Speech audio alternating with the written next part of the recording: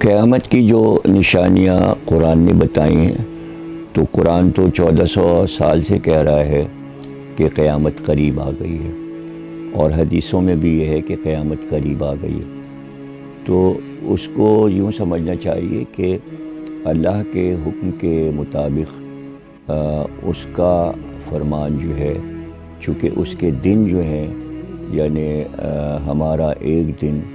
اور اللہ کا جو ایک دن ہے وہ 50,000 برس کے برابر ہے۔ یہ قرآن کی آیت ہے کہ اللہ کا ایک دن 50,000 برس کے برابر ہے۔ ہمارا ایک دن جو ہے وہ 24 گھنٹے کا ہے،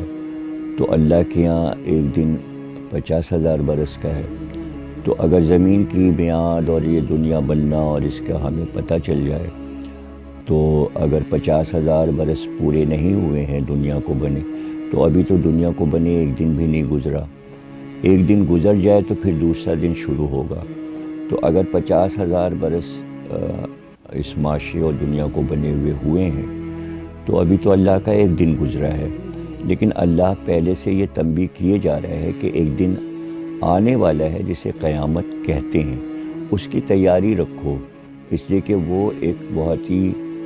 نفسا نفسی کا عالم ہوگا، اور اس میں انسان کے لیے ایک طریقے سے عذاب کا نزول ہو جائے گا،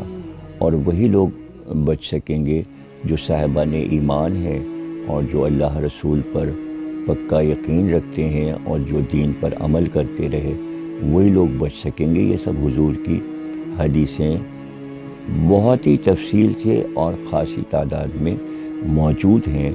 کہ انسان کو یہ جو پیشین گوئیاں رکھی گئیں وہ اسی لیے رکھی گئی ہیں کہ دیکھو یہ دن قریب آ رہا ہے، تمہیں قیامت کے دن اللہ کا سامنا کرنا ہے، تو تم اس کے دربار میں کیسے جانا چاہ رہے ہو، اور وہ سب کچھ بتا دیا گیا ہے کہ کیسے کیسے لوگوں سے سوالات ہوں گے وہاں محشر میں اللہ کے سامنے۔